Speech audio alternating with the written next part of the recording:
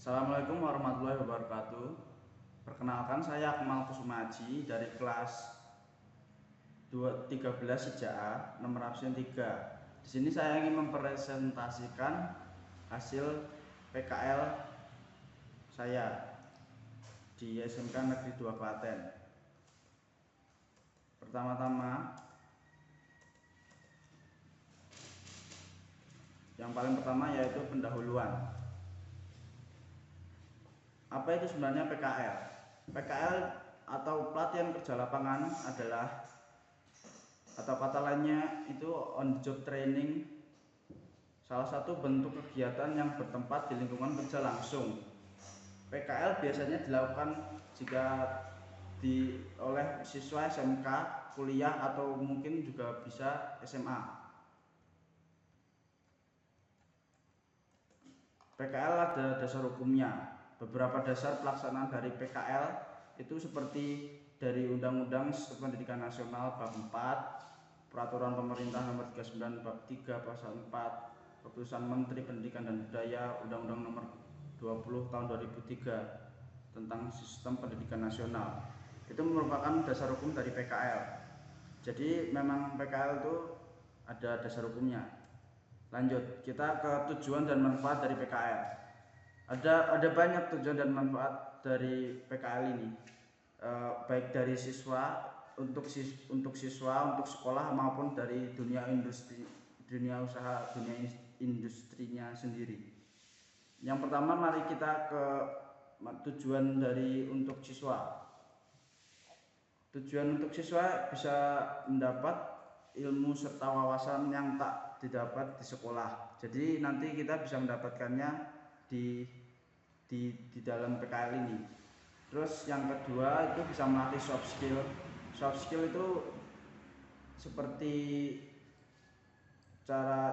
ilmu untuk berkomunikasi, terus kerjasama. Jadi hal-hal yang bukan sesuatu yang konteks tertulis.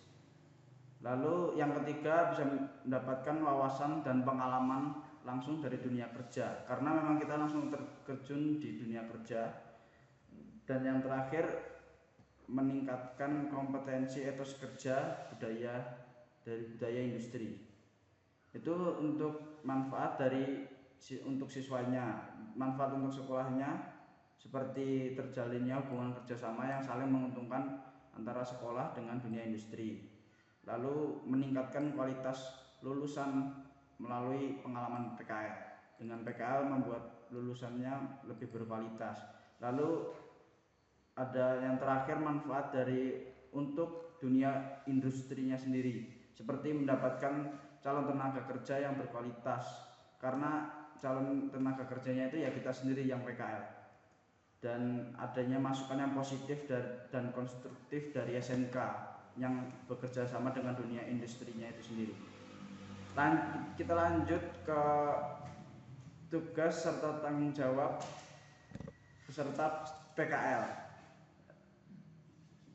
Kita PKL juga memiliki tanggung jawab kita sendiri, seperti melaksanakan kegiatan PKL selama 6 bulan. Itu sudah aturan bagi sekolah kita, yaitu Sekolah SMK 2 Klaten, harus PKL minimal tuh 6 bulan, minimal 6 bulan dan maksimal juga 6 bulan sih. Lalu menjaga nama baik sekolah sudah pasti. Selalu memperhatikan keselamatan kerja, menghormati guru pembimbing dan instruktur PKL, berlaku sopan santun, berkata jujur, bertanggung jawab, inisiatif kreatif, lalu ikut memelihara sarana prasarana PKL, kebersihan, ketertiban, dan keamanan tempat PKL. Itu semua tugas dan tanggung jawab kita selaku peserta PKL. Jadi memang sudah hal yang umum ya, kita yang seperti itu kan di sekolah pun juga kita juga memiliki tanggung jawabnya juga. Lalu ada tambahan seperti kita harus mengisi jurnal setiap hari kerja. Jadi setiap kita kerja, kita mengisi jurnal apa yang kita lakukan di tempat PKL tersebut. Dan yang terakhir, kita harus membuat laporan di akhir PKL ini. Kita lanjut ke selanjutnya. ke bab baru tentang perusahaan atau yang milik saya ini SMK Negeri 2 Klaten.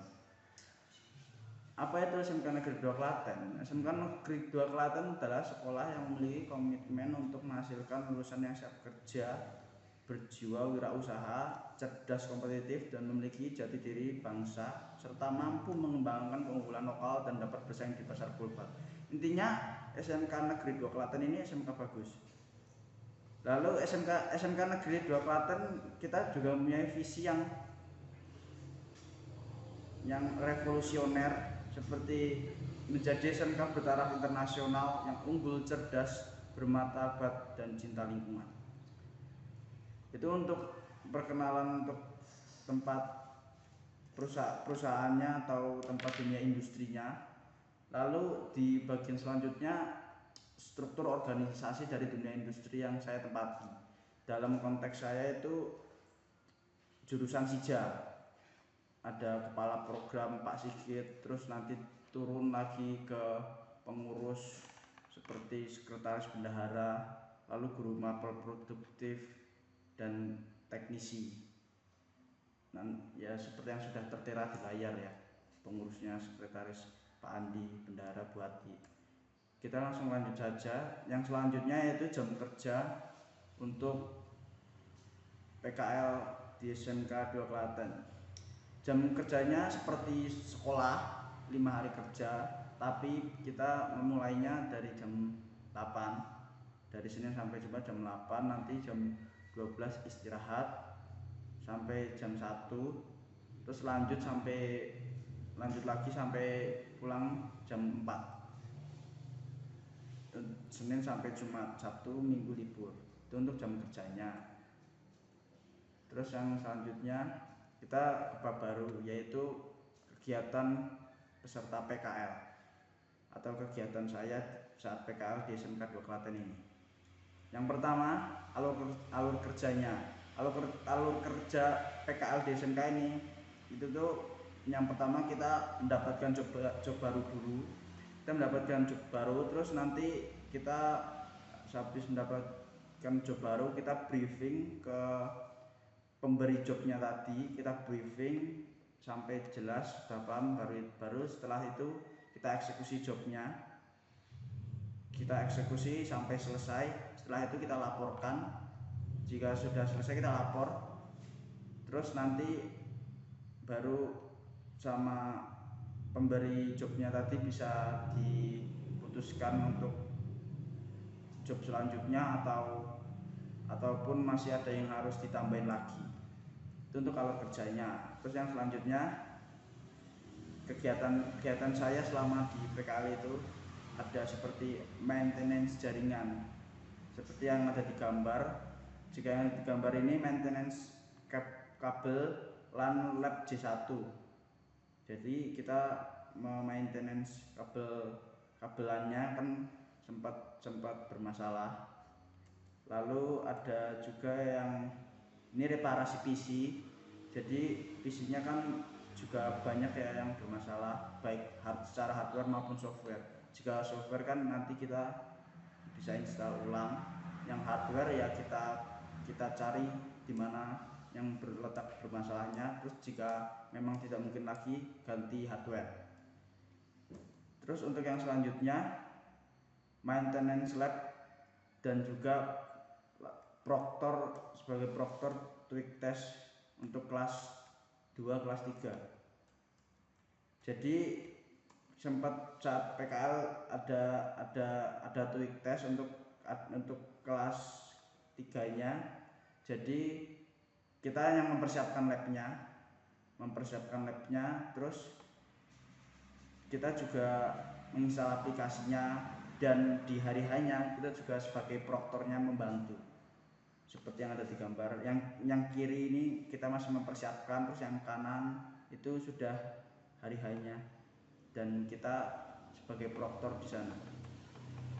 Lalu yang selanjutnya itu entry data. Kita juga melakukan entry data seperti entry data pada umumnya. Dalam kasus ini data siswa di web sekolah. Jadi data siswanya kan ada yang belum lengkap, lalu kita isi di webnya. nanti sudah disediakan datanya, kita tinggal masukkan saja. Lalu untuk bab yang selanjutnya, pembahasan tentang kesesuaian dengan kompetensi di sekolah. Kompetensi perusahaan atau tempat PKL ini sudah sesuai ya dengan kompetensi di sekolah, baik secara tekstual maupun kontekstual. Jika diperbandingkan seperti yang ada di diagram di kanan ini, sudah terhitung kurang lebih 90% sesuai dengan kompetensi di sekolah, karena memang jurusan kita SIJA dan kita PKL di SIJA, jadi ya sesuai tentu saja. Paling yang sisanya itu hanya beberapa pekerjaan kecil yang di luar kompetensi, seperti harus bersih-bersih dan semacamnya. Ya, mungkin itu saja presentasi dari saya. Sekian dan terima kasih. Jangan lupa untuk like video ini. Wassalamualaikum warahmatullahi wabarakatuh.